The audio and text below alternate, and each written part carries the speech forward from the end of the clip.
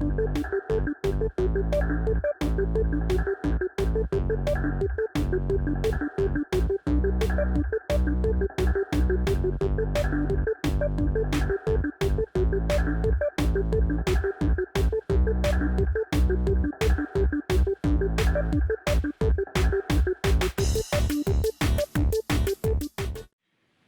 afternoon. Welcome to the Energy Leadership Lecture. My name is Chris van der Wal. I'm a professor in the Materials Department here at UCSB. And it's a distinct pleasure to welcome Arun Majumdar today. I'll first say a few words about the Institute for Energy Efficiency, which is sponsoring this lecture. The Institute is an interdisciplinary institute which is dedicated to the development of cutting-edge science and technologies. It supports an efficient and sustainable energy future, relying on the expertise of our acclaimed UCSB faculty, as well as scientists and engineers from various disciplines. By fostering these collaborations and sponsoring research, as well as expediting commercialization of new technologies, the mission of the Institute is a key driver for significant advances in energy efficiency. And one of the things the Institute does is to invite leaders in the field to tell us about their vision of energy and future of energy. And that's why we are particularly pleased to have Dr. Arun Majumdar with us today, Vice President for Energy at Google. Dr. Majumdar received his bachelor's degree in mechanical engineering at the Institute of Technology, Bombay, and his PhD from the University of California, Berkeley, in 1989. Arun was actually a professor here at UCSB in the Department of Mechanical Engineering between 1992 and 1996. At that point, he moved to the University of California at Berkeley to the Department of Mechanical Engineering, as well as Material Science and Engineering, as a chaired professor. And he also was Associate Laboratory Director at the Lawrence Berkeley National Lab, Director for Energy and Environment. In 2009, Dr. Majumdar was nominated by President Obama to become the founding director of the Advanced Research Projects Agency for Energy, so-called ARPA-E. And he served in that position until 2012. And for the last 2 years of that appointment, he also served as the acting Undersecretary of Energy, as well as a senior advisor to the Secretary of Energy. And at that point, he joined Google as Vice President for Energy. Dr. Majumdar has a number of honors. He's a member of the National Academy of Engineering, as well as the American Academy of Arts and Sciences. And of course, those honors are based on major research accomplishments during his career, when he worked on nanoscale materials and devices, as well as large engineered systems. A lot of that research over the years has been associated with energy, which of course puts him in an excellent position for his current position at Google, where he clearly has a distinct influence on energy and its future. And he will tell us about his vision for energy in his presentation, which is entitled Energy and the Industrial Revolution, Past, Present, and Future. Please join me in welcoming Dr. Arun Majumdar.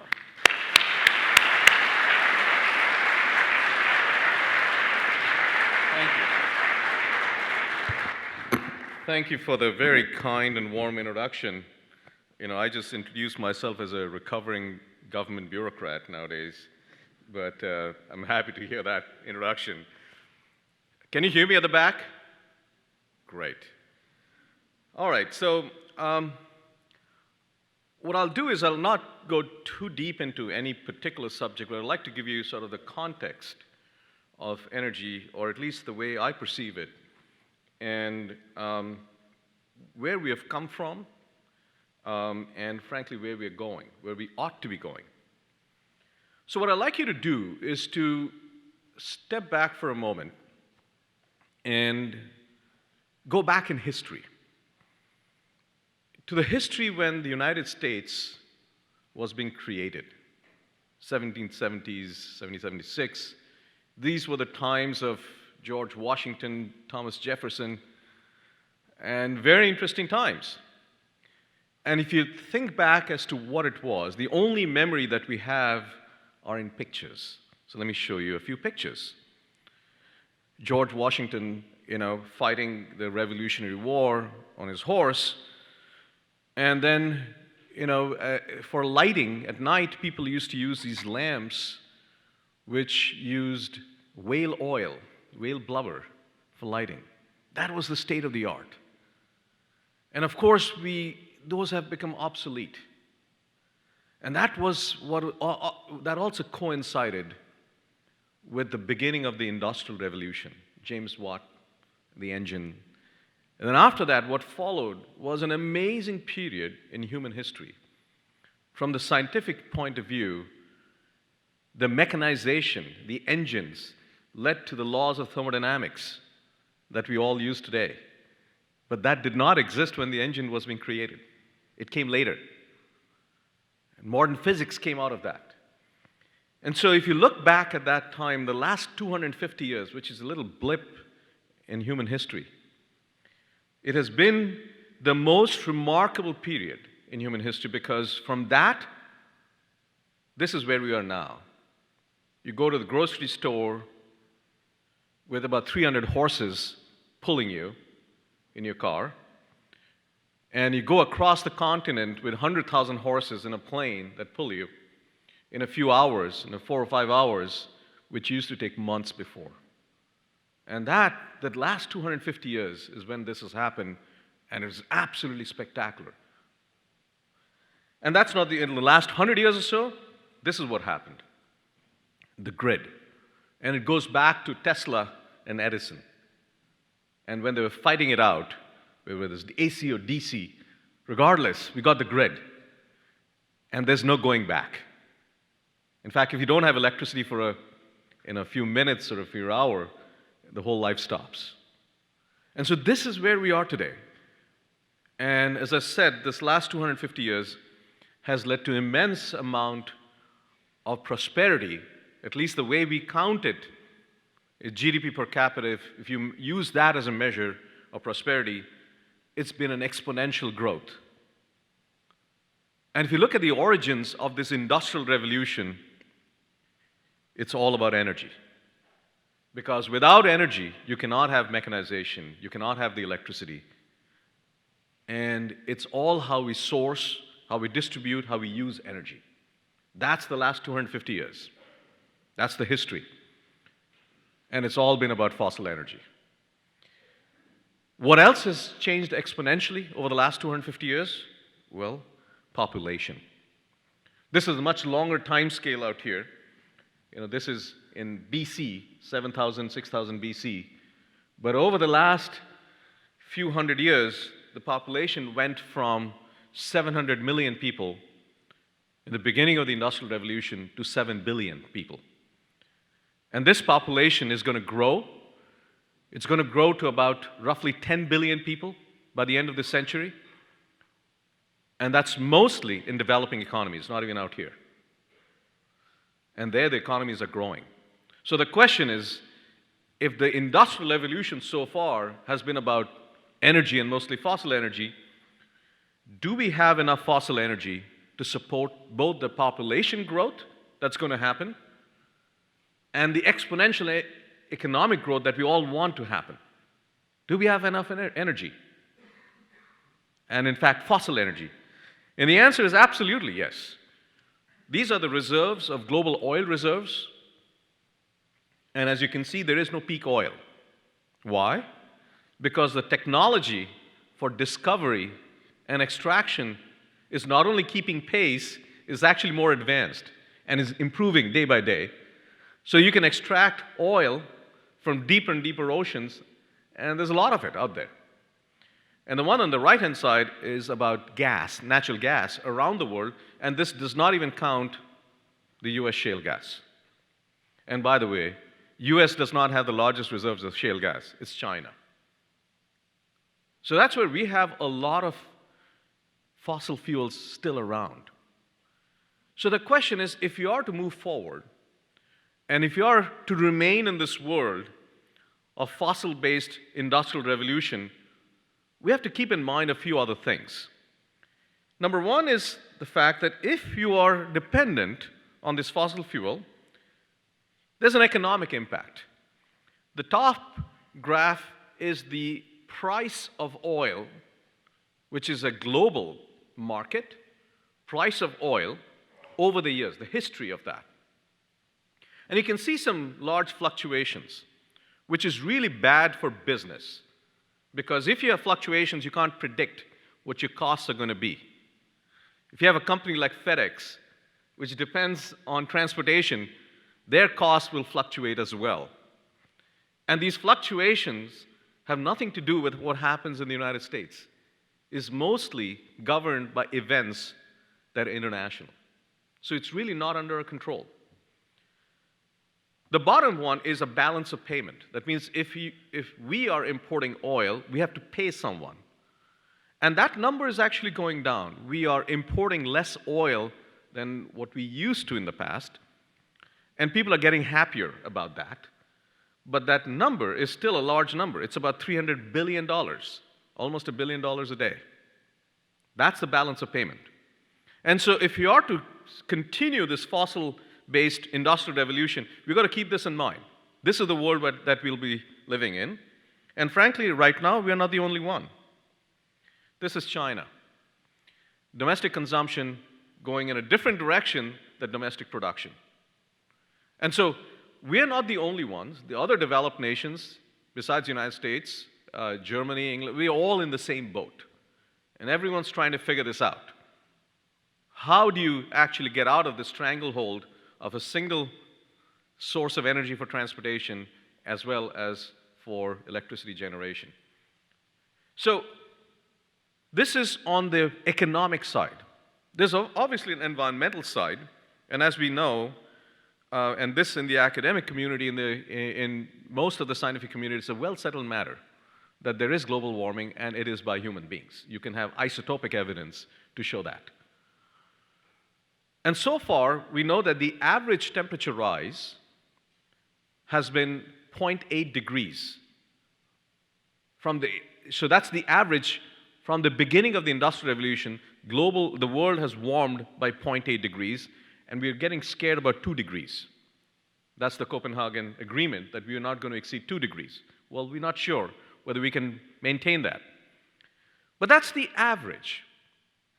As we all know, these are not predictable averages. There's a distribution around the average, and people seem to forget the distribution. So I'm going to show you the distribution of the temperatures, the deviation from that average, which will follow a Gaussian distribution. So sometimes in the world, let's say we are in Santa Barbara, some summers are a little hotter than average, some summers are colder. So we go around the world and see where is it colder than the average, where is it hotter than the average, and look at the frequency of where that goes on around the world. If you do that, you're going to get a bell curve. And you'll see, I'll just show it to you. The first is the theory, it's very smooth, and then you'll see data, and that distribution is going to move. And so here we go. This is the theory, and this is the data, 1950s and 60s. So you can fluctuating, the red is the hotter than average, blue is the colder than average, and see where this is going.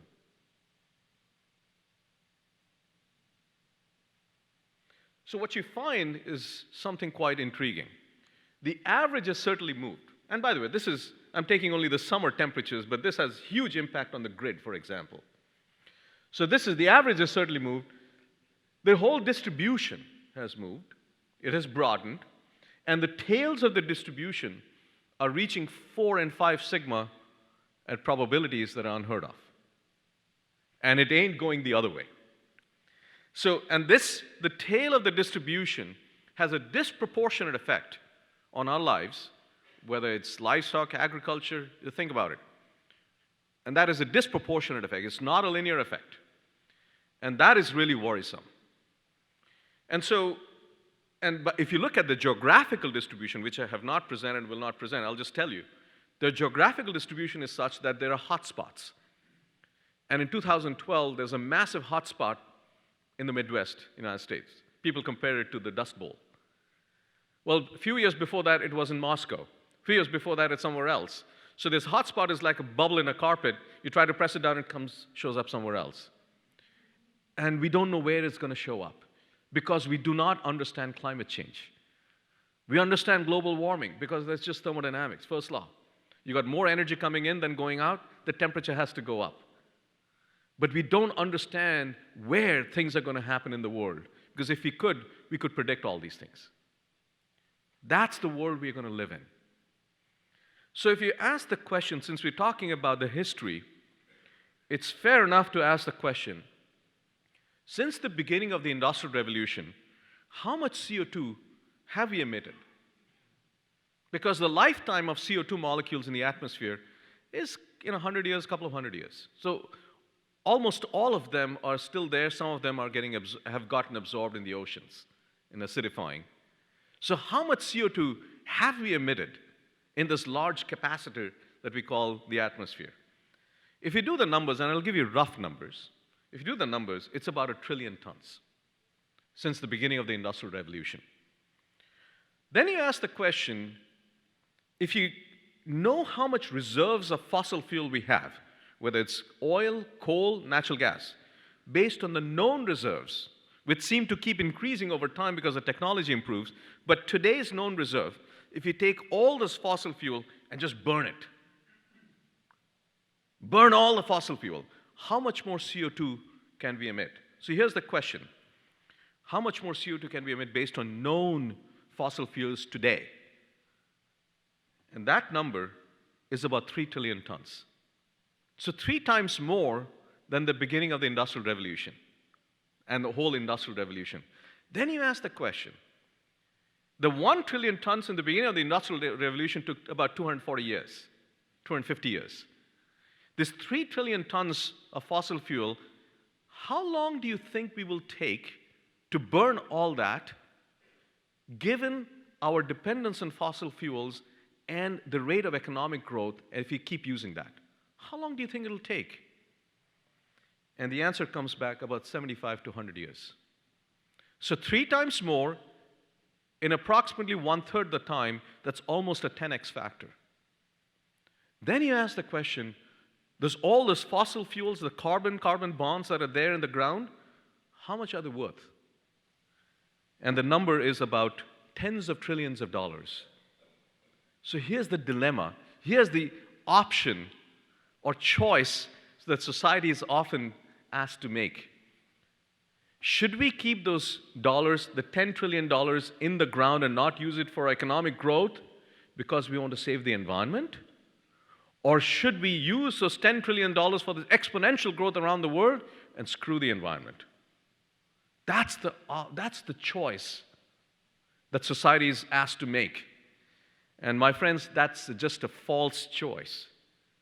And the best way to answer that question is this quote by the former oil minister of Saudi Arabia: "The Stone Age did not end because we ran out of stones. It's because we transitioned to better solution." And those better solution is what happens in university through research in science and engineering. And so my former boss, Steve Chu, and I wrote a paper that appeared in Nature while I was transitioning out.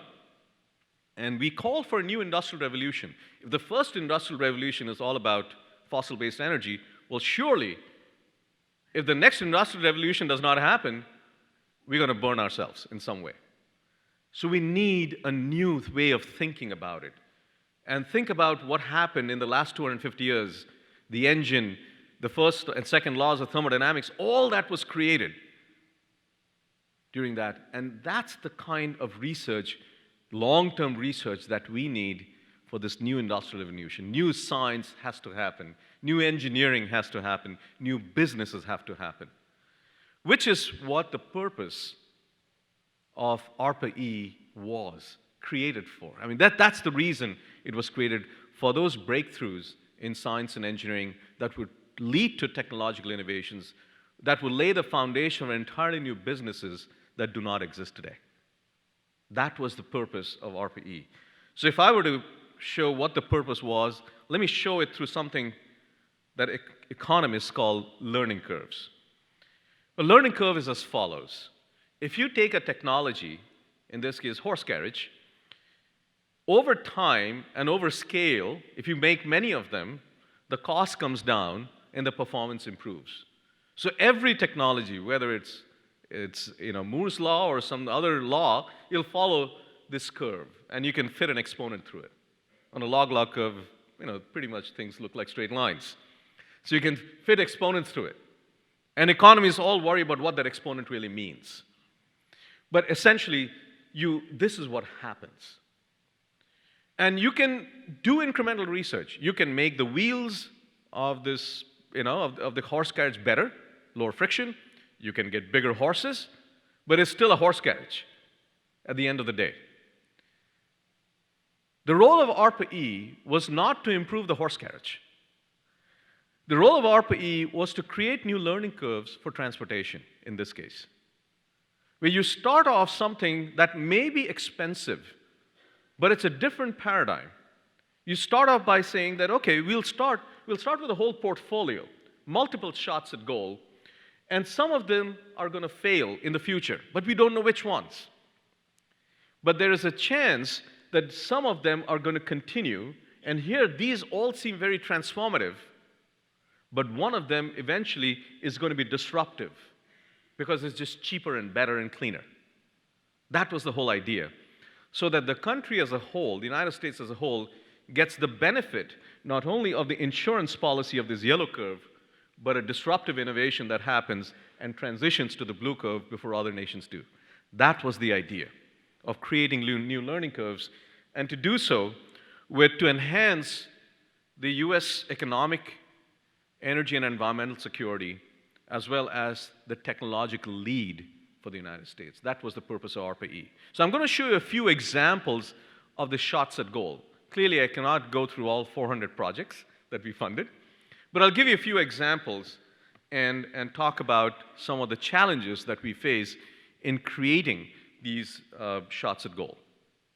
So when you talk about energy, we have to talk about energy systems. And there are two systems in this country.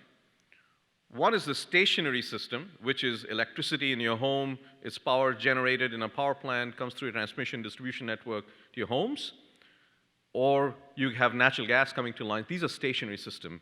The other is a transportation system, which is predominantly about gasoline and diesel and the use of light-duty and heavy-duty vehicles for transportation. And these two systems are largely independent, except for the fact that we have a few electric vehicles now, but that's a very, very small percentage. So if you look at what has happened in the energy business, there are a few game changers that have happened that actually started in the 1980s. The obvious one is horizontal drilling and hydraulic fracturing of shale gas to extract those hydrocarbons. This, by the way, was thought as a wild idea in the 80s and 90s, but people kept at it, and this has become a disruptive innovation. How does it work? Well, I think some of you know this. You go down about a mile or more, and there's a shale layer out here, which is a very highly impermeable rock, but there's a lot of hydrocarbons embedded in it, and you fracture it with very high water pressure, and increase the permeability and the natural gas, and actually not just methane, but long-chain hydrocarbons also come out. Now, this has been an amazing revolution that has happened in the United States, but there's some good science and engineering that still needs to be done. Let me explain this. If you look at the production of single wells, this is the production volume, the volumetric flow rate, over time, you see this, initially these wells go up and then they go down, you go up and they go down, and this peak keeps increasing over time. That means we are getting better and better. However, what no one can explain is what happens to this tail. We don't know what happens to this tail. And we don't know how long it's going to last. And we don't know what is the efficiency of getting the natural gas out of the system. The reason we don't know is because we don't really understand the science and engineering completely of what goes on in these rocks. Let me show you a picture of what this rock looks like. This is what a shale rock looks like.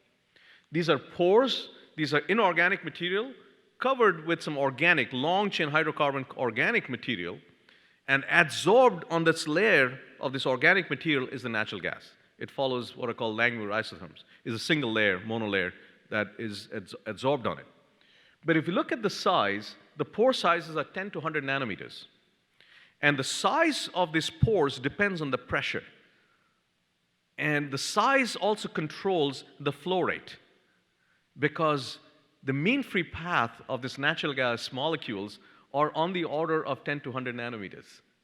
So you're either in Knudsen flow, or in viscous flow, or in some transition between them. And we don't quite understand all that, which is why it's very hard to predict. So the mechanics, the solid mechanics and the fluid mechanics are coupled. And we don't know what the coupling, and most of the models that are used for shale gas extraction, simulation models, don't have the coupling today. That's where we are. So there's a lot of opportunity in trying to even do a better job in what we're doing today. But the impact of natural gas has been substantial. And that mostly has been in electricity generation. Because natural gas feedstock is pretty cheap. And the engines that are used to convert the natural gas stored energy into electricity are natural gas combined cycle turbines. And they're about 60% efficient. So the cost of production of electricity is about 4 to 5 cents or 6 cents a kilowatt hour. This is the cheapest way to produce electricity. And I put a red bar out there because everything else has to compete with that. So where is solar? Where is wind? Well, it turns out this is where we are. Solar today is about 10 to 15 cents a kilowatt hour, and it's going down, and I'll show you some data of that. Wind is actually cheaper than coal, new coal today. And so wind installations are going, gangbusters across the country.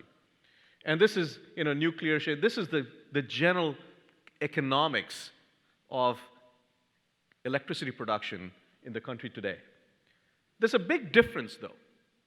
These are all centralized power plants, whereas these are distributed and modular, and I'll come back to that later on.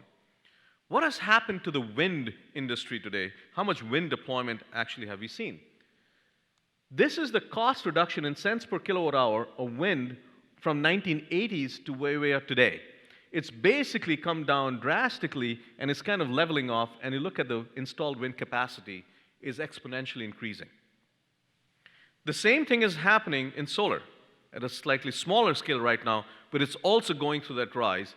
This is the cost of PV modules, photovoltaic modules, and you find that it's going down. And in 2008, 2009, we had never predicted that the panels are going to be less than $1 per watt.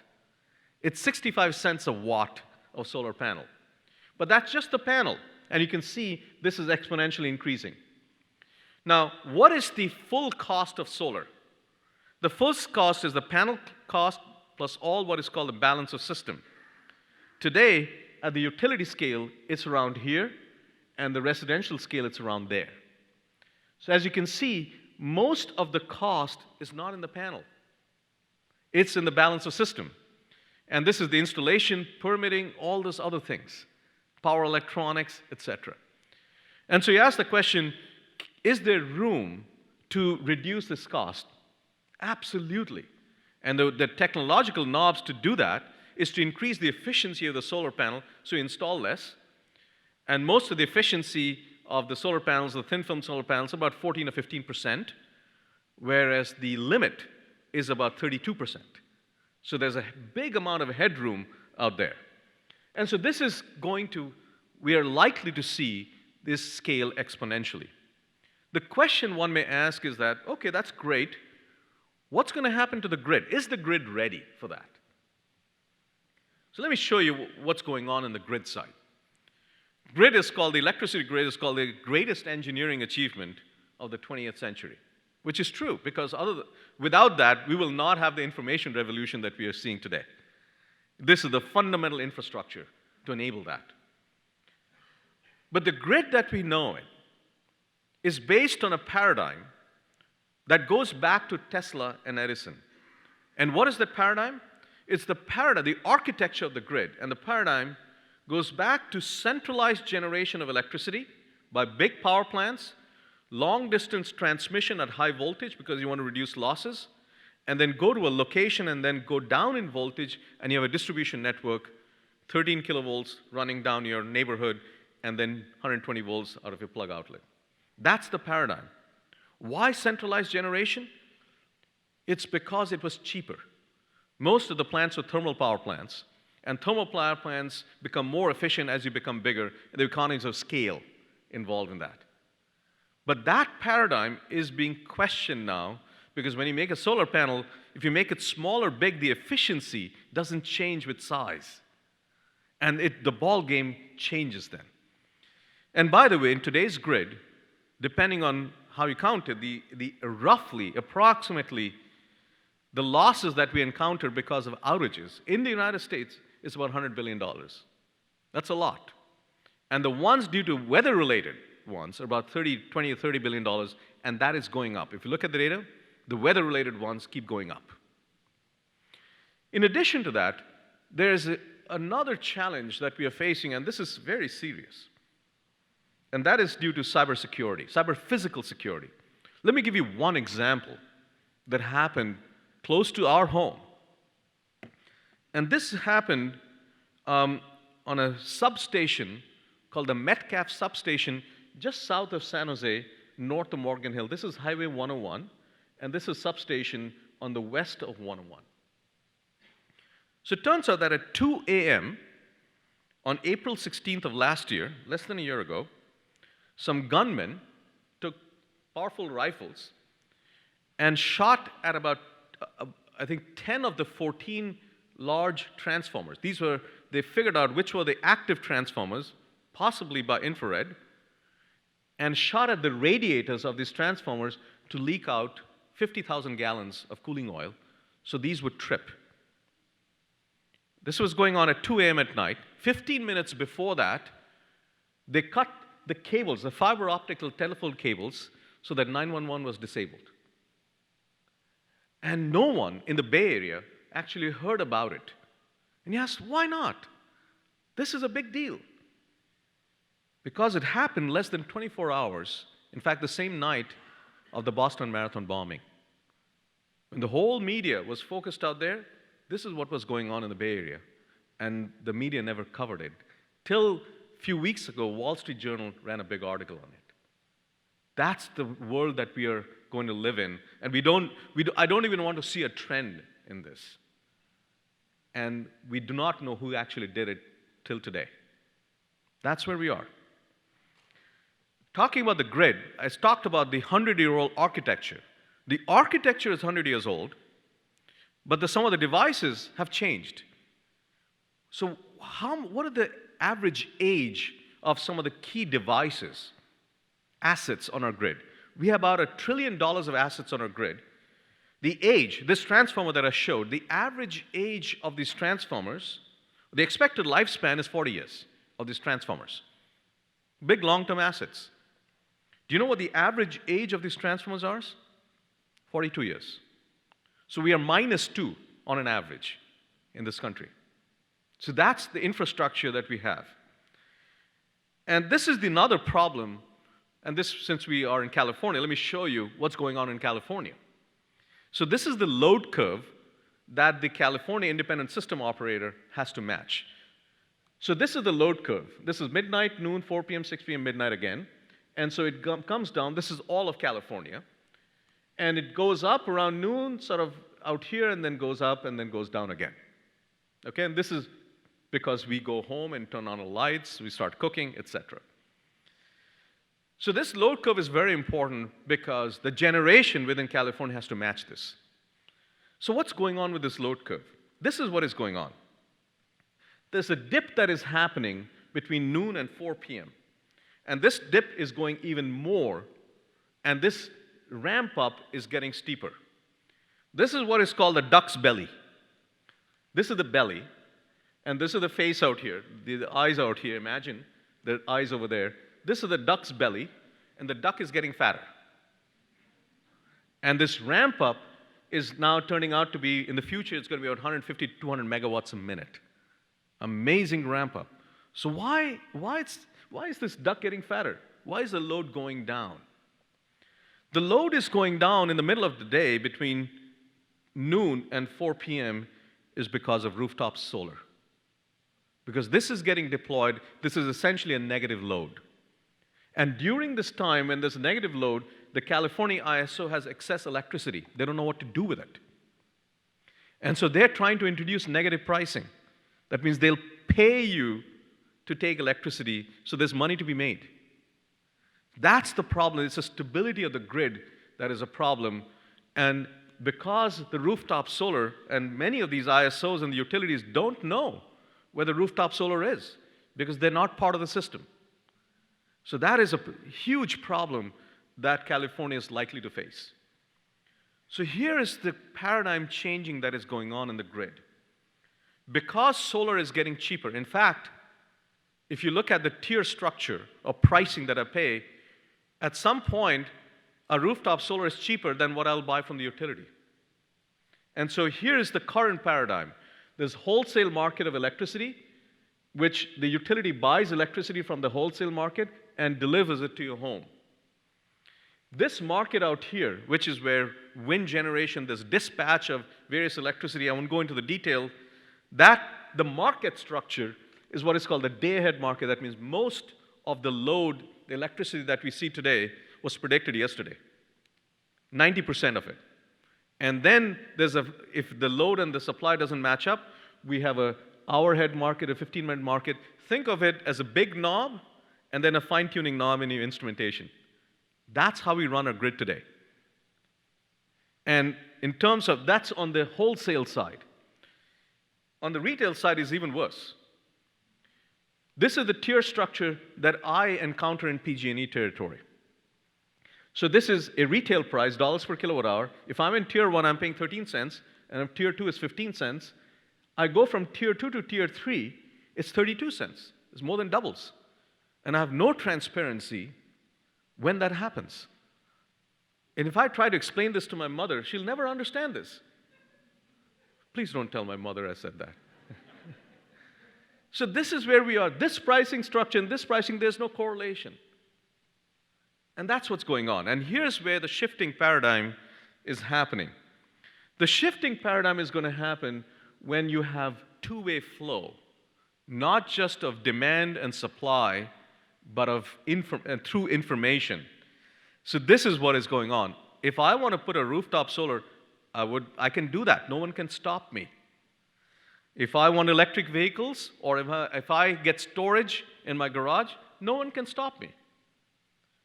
And I get natural gas in my home, and I can take a generator, or perhaps some of the thermoelectric generators that are being developed in Santa Barbara, and I can generate electricity and get the waste heat into my water heater. Think of your information in your home. I used to have a single landline. Now I've got landline, I've got cable, I've got cell phone coverage, and I get satellite for my TV. And I have options. If something goes wrong, I could use the other. I do not have that for electricity today. Well, in the future, if these get cheaper, which are getting cheaper, I can do that. But then that requires information to flow. There's a lot of discussion. What is the utility business model going to be in the future? We don't know. But there's clearly a move towards using information flow so you don't get this tiered pricing structure, which seems so 20th century, but actually have dynamic prices so that you have just like a stock market. And if the demand goes high, the prices go high, and then someone reduces, you can actually save money, you can make money, if you can aggregate the right way. This is where things are going. And this will be assisted by some technologies, not just information technology, but if you really wanted to do arbitrage, for example, you can have storage. Storage is the game changer.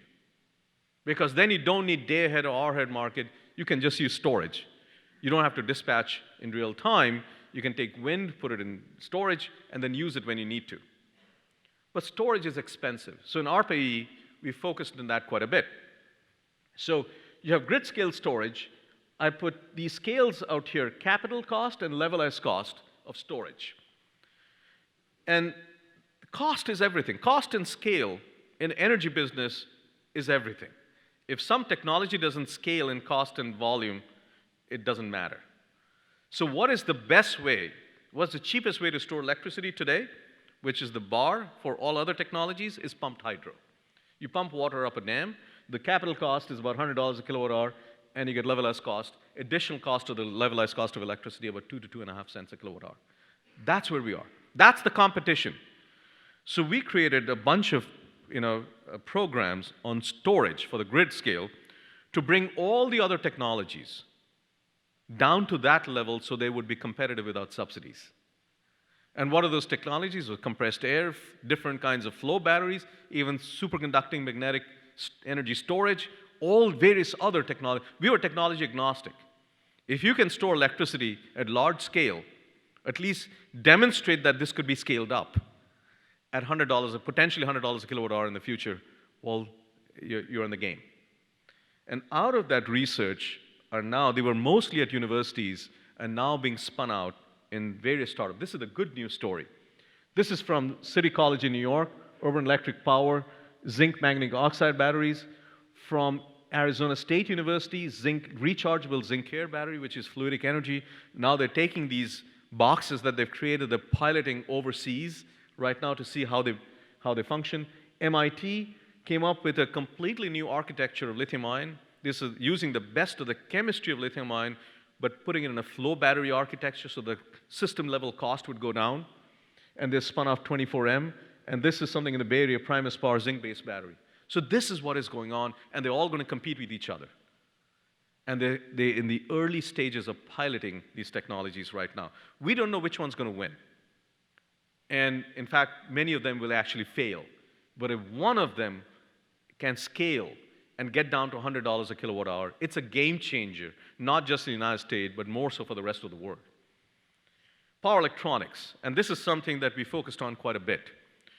And in fact, with a lot of research going on in UC Santa Barbara. Why is this so important? I talked about the aging infrastructure. Well, that's certainly one of the reasons. In this case, you have to look at various aspects of what you need to do to go up in voltage, down in voltage, AC to DC, DC to AC. All of that is important. You need switches. And silicon switches are great, but wide bandgap semiconductor, silicon carbide, zinc, or gallium nitride, zinc oxide, and a diamond, if you can dope it properly, all those are great materials. You have to make switches that can switch fast. And wider the bandgap, the better off you are. Magnetics. You need magnetic, passive devices. And if you increase the frequency of switching, for the same impedance, your inductor size can go down in your filters. And that's very important because the cost goes down. The same thing at capacitors. If your frequency goes up, the capacitor size goes down, and you can possibly, in some application, go from electrolytic capacitors to solid state. And that's really important because reliability goes up. And then, of course, different type of circuit topologies. But the key one out here, if you cannot get the switches right and the magnetics right, you have a problem. So this is, I'll give you a few examples.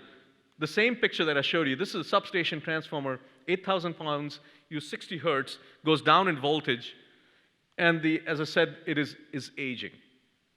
On the other hand, you could possibly, in the future, do this.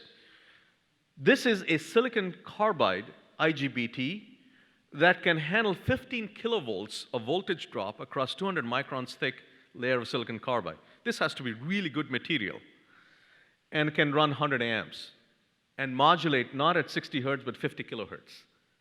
And now this becomes the heart of a circuit that can take AC to AC, go down and go up in voltage, and make, hopefully in the future, solid-state transformer. Because if they could do that, this could be potentially 100 pounds as opposed to 8,000 pounds. And that's the technology that we said that we should give this a shot. This is on the switch side. On the magnetics, as they go up in frequency, soft magnets the losses go up. And the federal government had never invested in soft magnets, all invested in hard magnets for data storage. So we said this could be quite interesting. And there's a lot of engineering of the materials that have to go in to make it low loss, but for both the eddy currents as well as the domain walls moving. So this is the kind of things that we're likely to see in the future, and it's actually a very good news story. Let me spend a little bit on transportation. This is the fuel consumption in transportation in the United States. You've got light-duty vehicles, you've got trucks, you've got buses, you've got air, water, rail, etc. If you look at transportation today, the overwhelming way of transportation is gasoline or diesel and internal combustion engine. Now, if you were to reduce your dependence on oil, well, you can have different kind of powertrains, different kind of fuels, or different kinds of powertrains. I'm going to pick one, or actually two of them, and go with it. If you look at electrification, which is a trend, and why is it a trend like the others? Here's what we are seeing. The cost of battery is coming down. It used to be, in 2008, about $1,000 a kilowatt hour for battery, and the battery cost basically dictates the cost of electric vehicles. And that is coming down at a rate that was unpredictable in 2008, 2009. And right now, it's at about $400 a kilowatt hour and going down even more because the innovation in the materials that are happening. Most of the cost in the battery is in the materials, not in the packaging of the actual cells, not in the manufacturing. And those materials are getting better, and you can see this exponential rise again. Again, it's very small compared to the whole vehicle fleet. It takes about 20 years to turn over a fleet. So this is a 20, 30-year trend, and it's very hard to say what's going to happen in the future. But we're seeing some trend lines. And the battery is key. So what's going on in the battery? This is the lead-acid battery in terms of energy density, nickel metal hydride battery. This is lithium-ion battery. The cost of these batteries, as I said, was right now it's about $400 a kilowatt hour. It used to be about $500 about a year ago. So this is $500 a kilowatt hour. And ARPA-E, we created a program to go well beyond that. And because we realized there are some opportunities in materials innovation that could happen. So we put a target out here, $400 a kilowatt hour or higher at $250 a kilowatt hour. These numbers were not just out of the sky. There was a lot of research done to see which way things are going, what are the electrode materials, what's a cathode material innovation that's happening, what are the electrolytes, how much voltage can it go up, because higher the voltage of the battery, the more the energy density. And we said that this is a stretch goal. And out of this are all these different other kinds of batteries, lithium air, lithium sulfur, advanced lithium ions, and many of them were at universities now spun out in companies, but they are not just innovating in the company. They are working with national labs, with universities, and this is the feedback loop that is happening between small companies as well as the universities and national labs to really innovate. And there's some amazing stories in what's happening in this area. And I think in the next 5 to 10 years, this cost of batteries are going to come down. Let me show you one example. This is from Argonne National. This is a company called NVIA that licensed the technology from Argonne National Lab using lithium manganese cathodes. And this energy density goes up, the stability is increased, but we still don't understand the phase stability of these materials. And if you could solve that, the energy density is phenomenal. And this, when combined with the silicon anode, which is where the game is today, there's a huge competition in the battery field trying to figure out how to make silicon anodes work. And no one has solved this yet. But that's where research is going. But they demonstrated a couple of years ago 400 watt-hours per kilogram and 80% depth of charge, roughly $250 a kilowatt hour in a lab setting. And now they're trying to innovate to see where they can get into the production level. Let me do a quick round on biofuels, because people seem to have ignored biofuels. In the long run, it's important to have this. Today, it's expensive. Let me tell you how biofuels are made. You got sunlight, and you end up with fuels.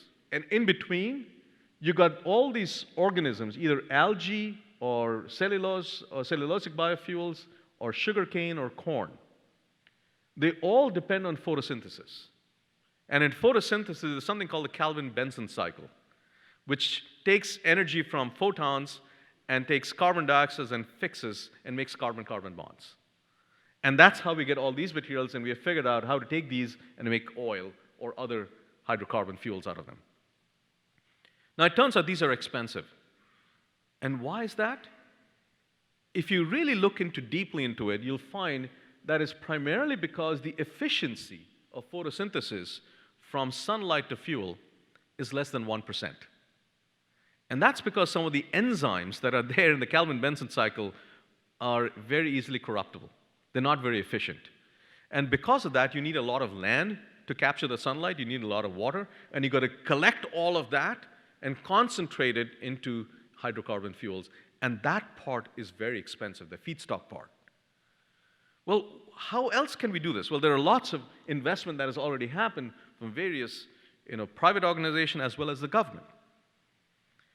The other way to do it is what JCAP, or Joint Center for Artificial Photosynthesis, is trying to do. I know that Santa Barbara, I believe, is involved in that with Caltech and LBL and Stanford, etc.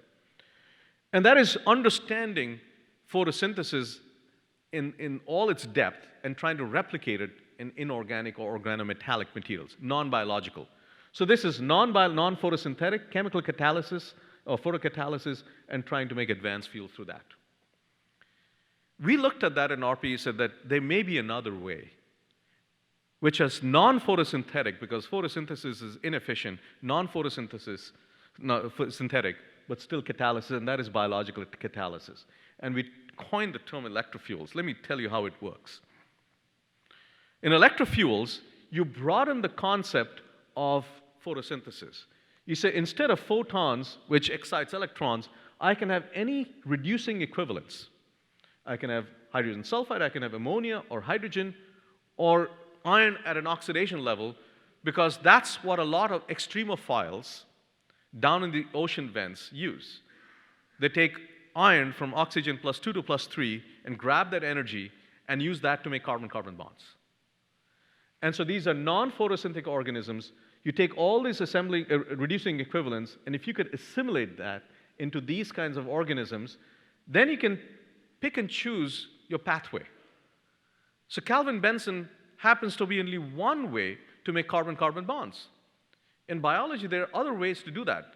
Reverse Krebs cycle, Woods-Lungdahl cycle, all these cycles, and we said you could design your own chemical pathway if you want to. And it turns out that these other cycles are more efficient than Calvin-Benson, but no one had ever used them. So we said, let's give this a shot. And if you could do that, engineer the pathway, you can get to some molecules that are called acetyl-CoA. And if you can get to those molecules, then you can either get to bioproducts, which is more profitable, or get to fuels. So this was the challenge we set up. And we thought this is really hard because these non-photosynthetic organisms, while the genome had been discovered, people didn't know how to manipulate the genome. And you got to manipulate them. And we said, let's just give it a shot. If it works, that's great. Otherwise, at least we learned something. To our surprise, and we funded about 15 teams, to our surprise, about 5 of them started making oil. And this is the first biofuel without the use of sunlight. These are organisms that actually live on electrodes, eat electrons, and produce oil. In this particular case, it eats hydrogen. And hydrogen comes from natural gas. So this is a gas-to-liquid play that was created out here. And this was a partnership with OPX in North Carolina. And what I saw last was they're making flasks of these. Obviously, we don't know whether this is going to scale or not, but at least it's a proof of concept and it's worth a shot. I'm going to end with this one out here, which is kind of amusing. We created another program called Petrol. These are nice acronyms that we used to come up over beer in RPE. So the problem with biofuels, the corn-based biofuels, is that the energy density, as I said, is really low. It's 80 gigajoules per hectare per year. I mean, that's a funky units, but just remember that. Whereas sugarcane from Brazil, which is profitable in terms of biofuels, that's about 200. So it's more than double of that. So we said, if we can figure out a way for plants not to make cellulose, but to make long-chain hydrocarbon fuels directly, why can't we go for that? So instead of going through the cellulosic way, breaking down cellulose, why can't we just engineer the plants to make oil. And so at that energy density and potentially that cost in the future. So I'm going to show you one example of this, which is kind of amusing. We all know that algae can make long-chain hydrocarbons, but algae has a problem. It needs water, and it gets infected, and the cost goes up. So this team in Lawrence Berkeley Lab said, why can't we take the metabolic pathway of algae that actually makes the oil, which is the most important part that we're interested in, and engineer that pathway into a plant like tobacco that grows in bad soil. And we seem to know a lot about tobacco genome for some reason. And we said that let's give it a shot, because the idea would be then the leaves of tobacco would then get oil, and you can just squeeze it, the oil would come out. Amazing idea. And I said, we got to fund this, because it may work, it may not. But if it works, you'll have big oil and big tobacco come and save the world. You cannot get better than that. People thought this is impossible. This actually is starting to work, which is absolutely amazing. And I'm trying to keep up with what's going on with all these projects. So I'm going to end, when people say this is never going to work, don't even try, think again. If it does not violate the laws of science, laws of physics, you give it a shot, because if it is worth giving. So I'm going to end the talk with my attempt at humor. There's the infamous predictions from the past. And this is from a scientist of much repute, Lord Kelvin, who says radio has no future. X-rays will prove to be a hoax, and heavier-than-air flying machines are impossible. Lord Kelvin was opinionated, but he was wrong. And so this is another, and he was not the only one. He managed to convince Wilbur Wright, who in 1901 says, man will not fly for 50 years. I'm glad he didn't take himself too seriously, or Wilbur Wright may have had more influence than Lord Kelvin or Orville Wright had more influence. But this is the kind of predictions which are dogma as opposed to data. Let me end my talk with what I think is a fabulous quote by Arthur C. Clarke. Any sufficiently advanced technology is indistinguishable from magic. And that's the role of scientists and engineers, is to create some magic while following the laws of science. Let me thank you for your attention.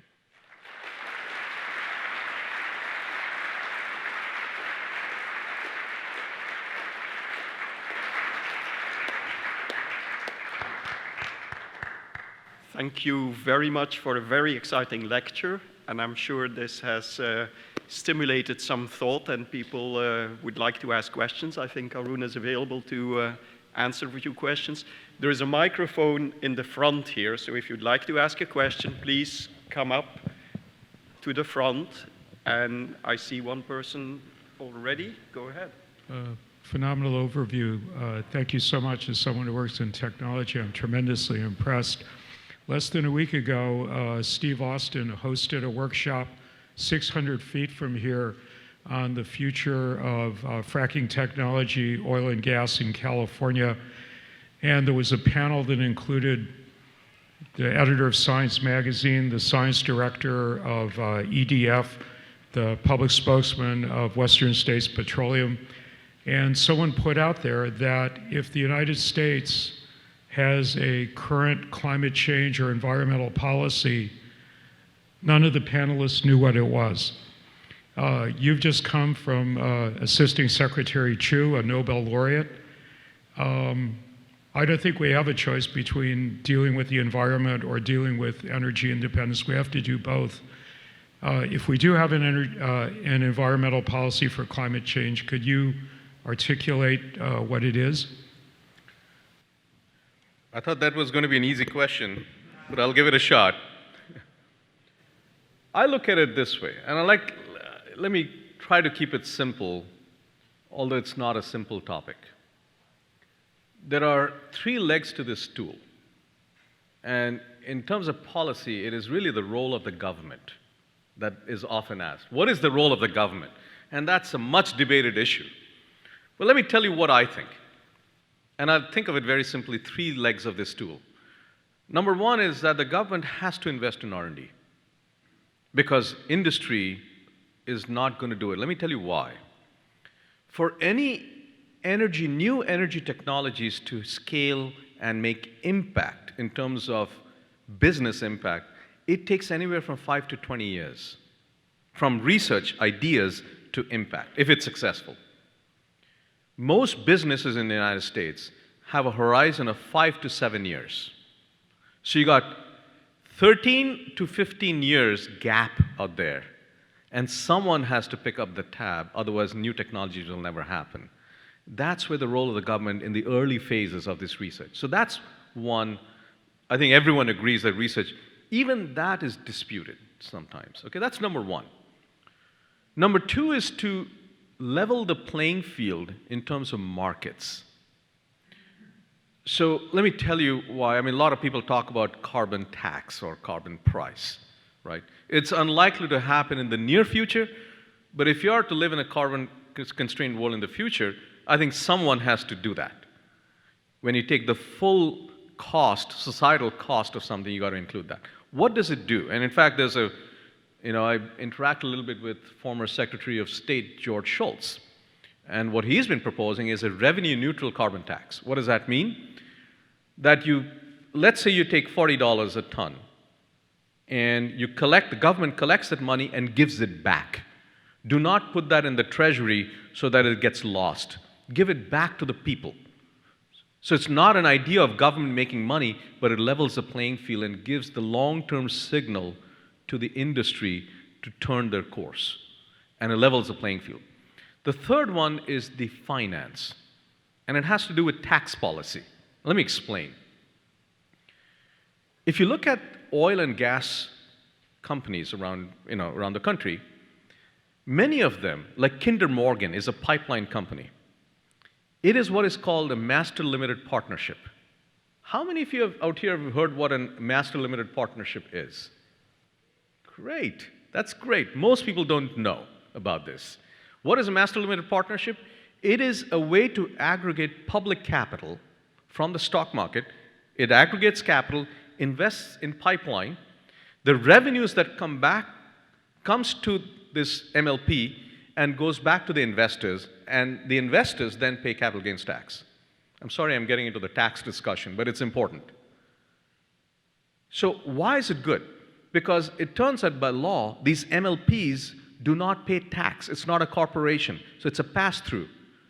So the tax burden goes down from 2, twice taxed, corporate tax and capital gains tax, to 1. That's a big deal, because then the cost of capital for the investment goes down. And in things like solar and all, cost of capital is the majority of the cost. So why am I saying this? It's because today, MLPs are only allowed by law on oil, gas, and coal, and not allowed for solar, wind, and other infrastructure. That's the law today.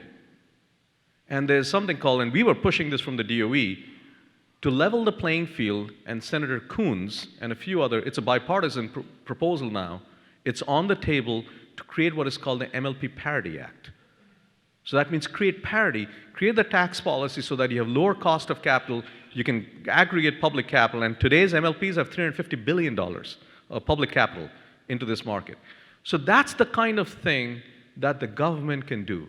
Three-legged stool, invest in R&D, create a level playing field for the market, and revise the tax policy so that it's a level playing field. You get access to public capital into the industry.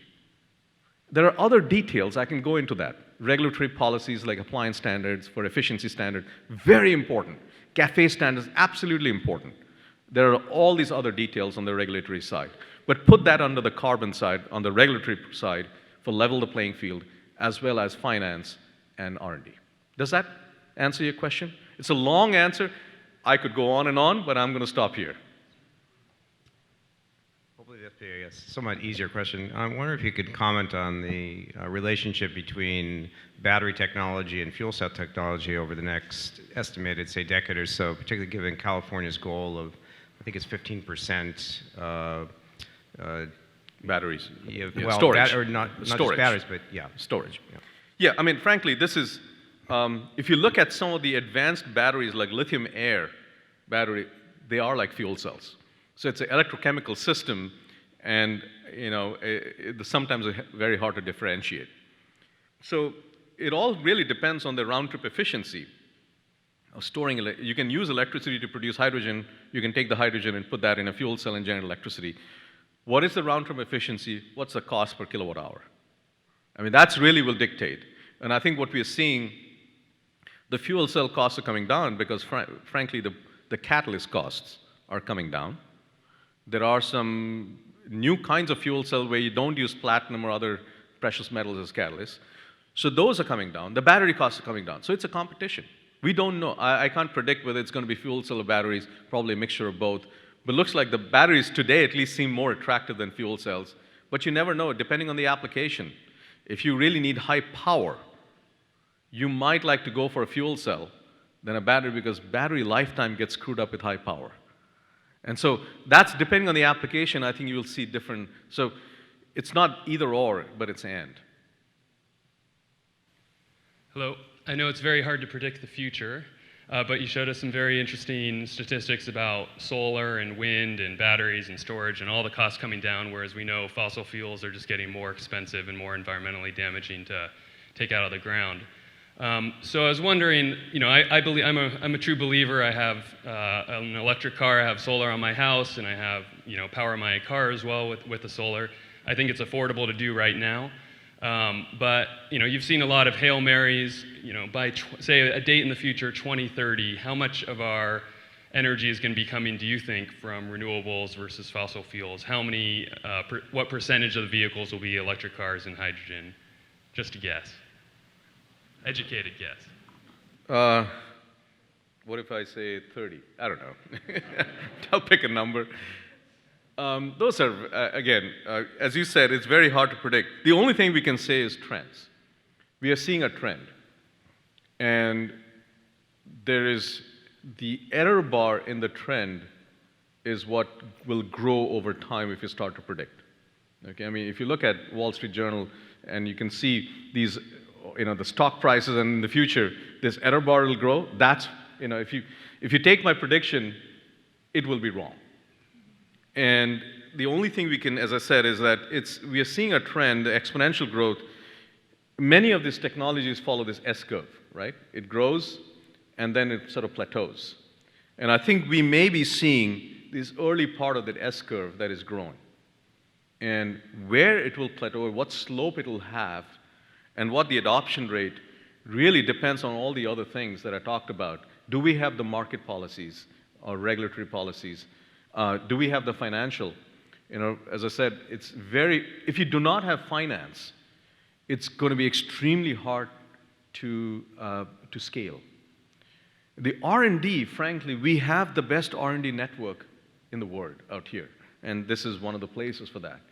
I think the R&D, the scientists and engineers will deliver. They will try. They'll fail most of the time, but I think they can deliver. It is really the scaling and the market, the business side that I'm really concerned about, and that's what gives me the uncertainty. And I can't say if it's 30 or 40% electric vehicles. I don't know. And I think it'll be, and I'm not trying to give you a Washington answer and just give you a non-answer. I just don't know what the answer is. Well, I always ask a question regarding electrical machines. The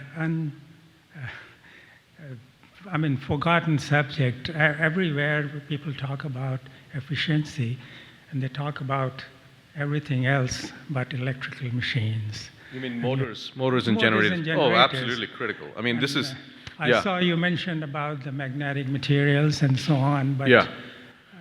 This was a big deal for us. I don't see anything. No. We actually invested quite a bit. So let me give you the context of this. Electric machines, a large fraction of our electricity in this country goes to machines like motors and generators, et cetera. And if you don't make them efficient, we're going to lose a lot of energy. There's a bigger problem than that. Most of these electric machines use magnets, permanent magnets.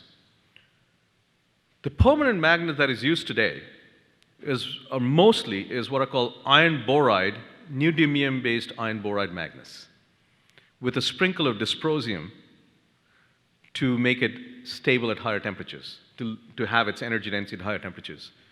These rare earths, neodymium and dysprosium and various other materials, they're called critical materials because 95% of them come from China.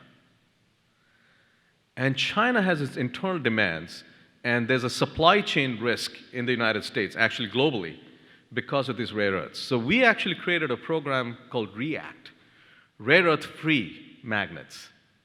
Can you make permanent magnets which are higher energy density than the iron boride-based, neodymium-based iron boride magnets? And frankly, there are. There are phases. Iron 16 nitrogen 2 is a crystal which is highly anisotropic with better energy density than iron boride magnets. And we invested in that. We said, maybe it's not the magnets, maybe it's the design. Can we have better induction motors, smaller, high energy induction motors to do that? Could we have, switch reluctance motors to do that?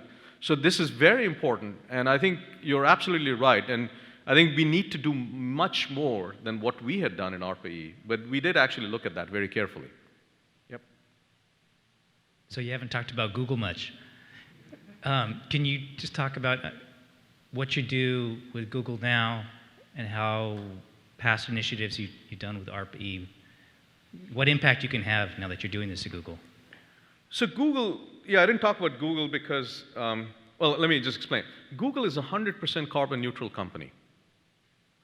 And how do we achieve that? Number one, we use a lot of electricity. We try to use it as efficiently as possible, number one. Number two, we invest a lot in terms of project finance in renewable energy, renewable electricity. We have invested about $1.4 billion so far. This is not charity. This is for revenues. But this is also to promote clean energy. We work with utilities to introduce new tariff structure to promote, to get more integration of renewables in the electricity grid so that we use more renewable electricity. And frankly, what we cannot, we just buy offsets, carbon offsets. We pay for it to be carbon neutral. Electricity is a very important aspect of what we do. Without electricity, there is no Google. And so we look at that in internally in all our hardware. We pay a lot of attention of how to manage the electricity to enable computing.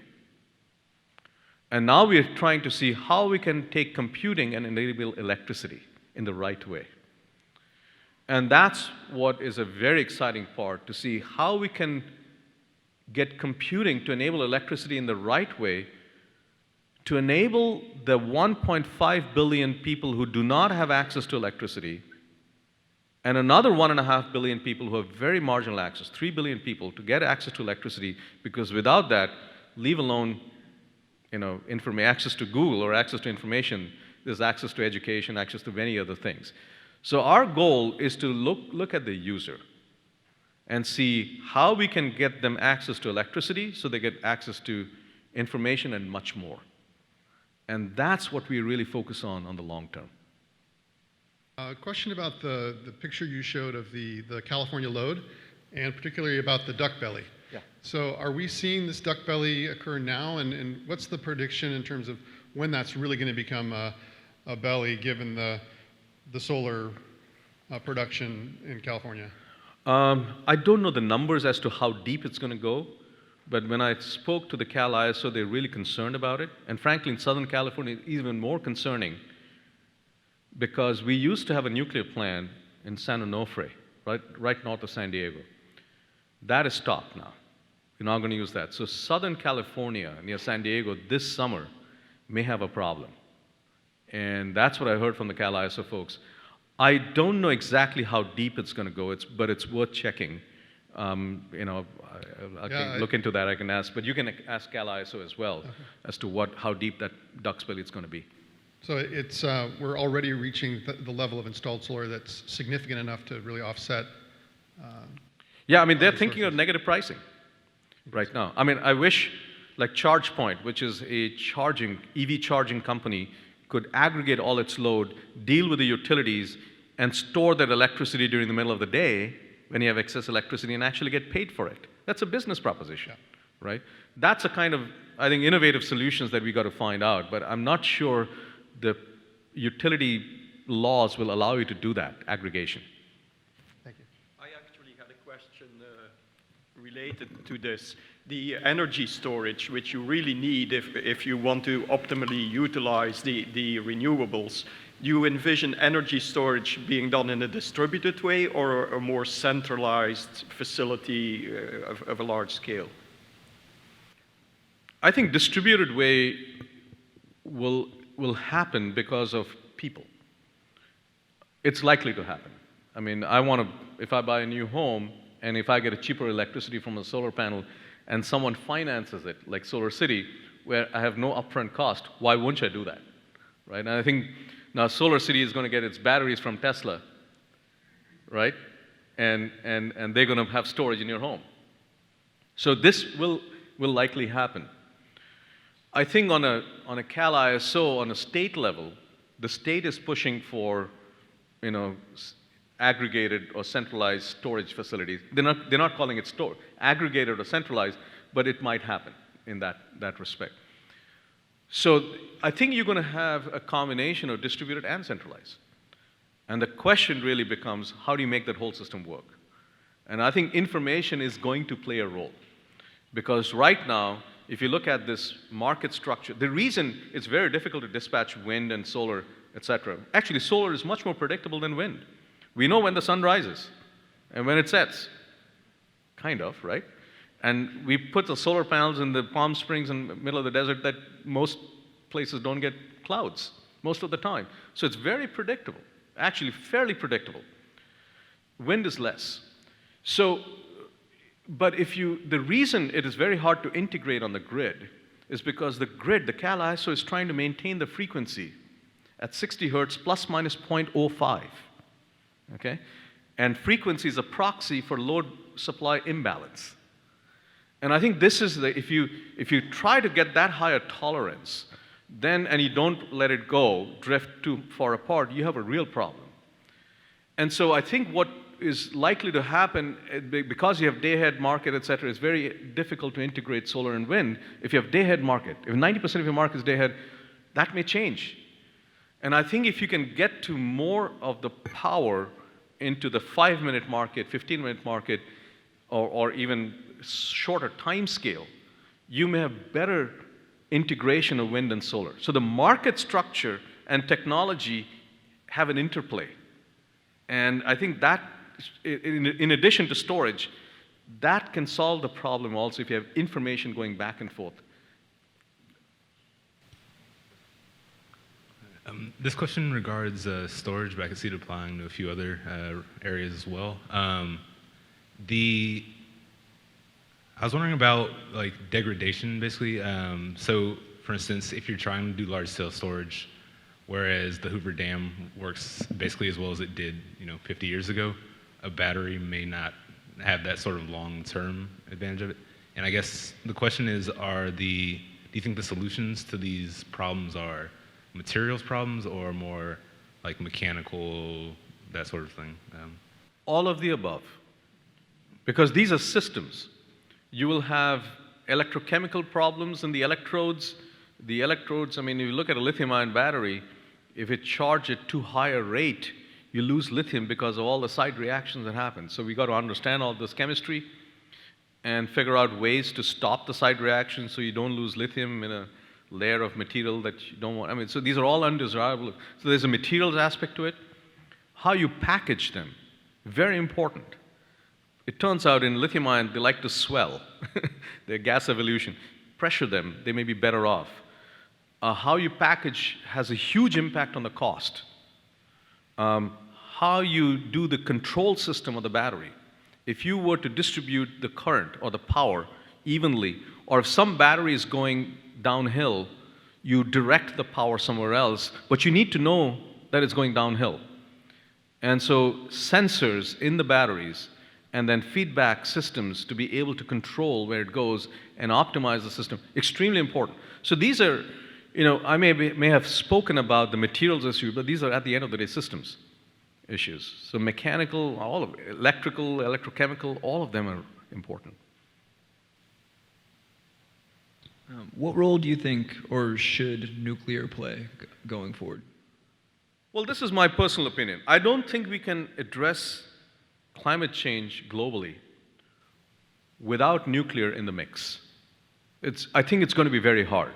I'm not saying it's impossible. Because you do need baseload power, and you do need baseload clean electricity. And I think we have to look at nuclear as a strategic way in the United States, but frankly, globally.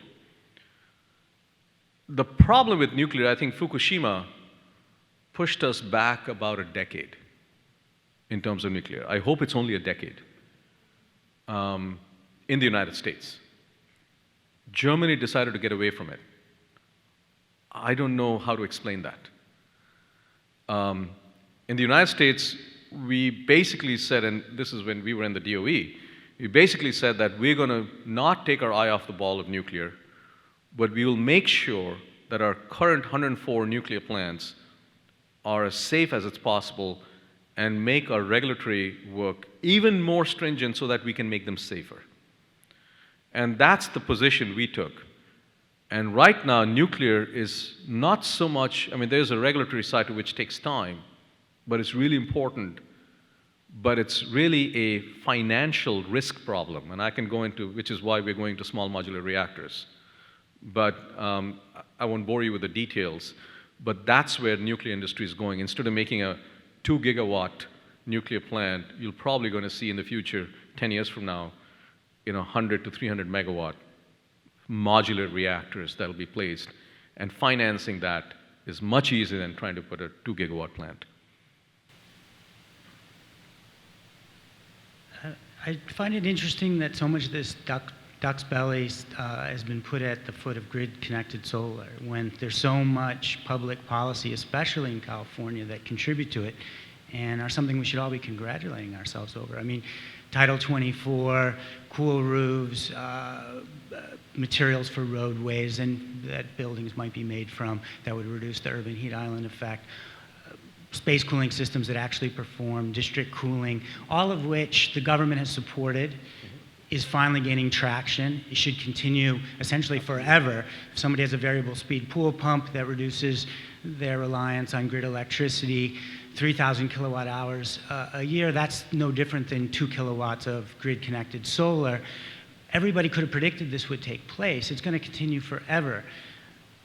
Shouldn't government be leading a more thoughtful discussion instead of vilifying grid-connected solar? It's just one thing everyone's going to do more of that's going to mean that the utility business model of selling more and more electricity may not always be the case. And the system has to be engineered to take that into account. I mean, all of these things are things the Department of Energy, the state of California, kind of very gradually implemented, thoughtful public policy has contributed to. Yes. Yeah, I mean, I'm not sure the government is vilifying, distributed rooftop solar. I think there is let me put it this way. I think a lot of people are trying to understand where the utility business model will go in the future. And I don't think it is, the jury is still out. I don't think the answer is there. Because a lot of, I'm not saying every utility, but many utilities seeing the distributed model as a threat.